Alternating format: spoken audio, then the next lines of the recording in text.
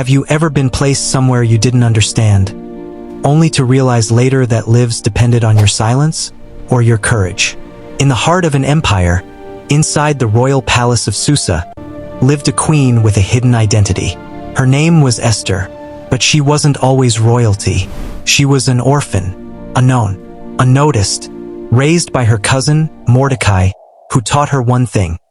Sometimes, who you are must be hidden, until the moment it matters most.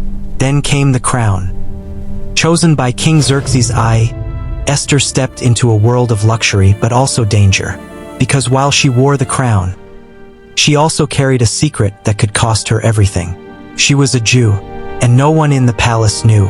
But outside those palace walls, a storm was rising. A man named Haman, hungry for power, demanded respect from all. And when Mordecai refused to bow, Haman didn't just get angry, he became calculated, twisted.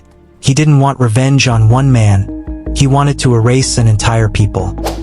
A decree was signed, sealed, irreversible. On a chosen day, every Jew in the empire would be destroyed. And Esther, she was still silent, until a message reached her from Mordecai.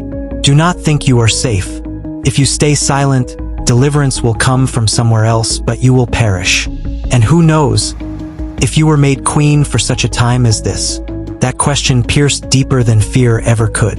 Because now, silence wasn't protection. It was betrayal. But speaking up? That was a death sentence. In that kingdom, approaching the king without permission meant one thing: execution. No explanations, no mercy, unless he extended the golden scepter. And there was no guarantee he would. So Esther stood between two deaths, the death of her people, or possibly her own.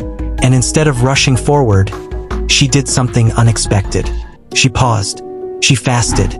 For 3 days, no food, no distraction, just seeking strength beyond herself. Then she made a decision that would echo through history. If I perish, I perish. Not fear, not hesitation, just resolve. She walked into the throne room, step by step closer to a decision that could end her life. The room went silent, eyes locked on her. Would the king accept her or condemn her? Then he lifted the scepter. Grace. But here's where the story twists. Esther didn't immediately expose the truth. She invited the king and Haman to a banquet. Then another. Why wait? Because timing can be more powerful than truth spoken too early. At the second banquet, the king leaned in. What do you want, Queen Esther? And this time she spoke. My life, and the life of my people. For we have been marked for destruction. The king froze. Who would dare do this? And Esther turned, slowly, deliberately. The enemy is Haman. In a single moment, power shifted. The man who wrote the death sentence became the condemned. The trap he built became his own. Haman was executed on the very gallows he prepared for Mordecai. But the twist wasn't over, because even with Haman gone, the law remained. The destruction was still scheduled. So Esther stepped forward again, not just with courage, but with strategy. A new decree was issued. The Jews could defend themselves, and on the very day meant for their destruction, everything reversed. They didn't fall, they rose. Victory replaced fear. Celebration replaced mourning. And a new story was written, not of victims but of survivors. Here's the part most people miss. Throughout this entire story, God is never mentioned, not once, and yet his fingerprints are everywhere.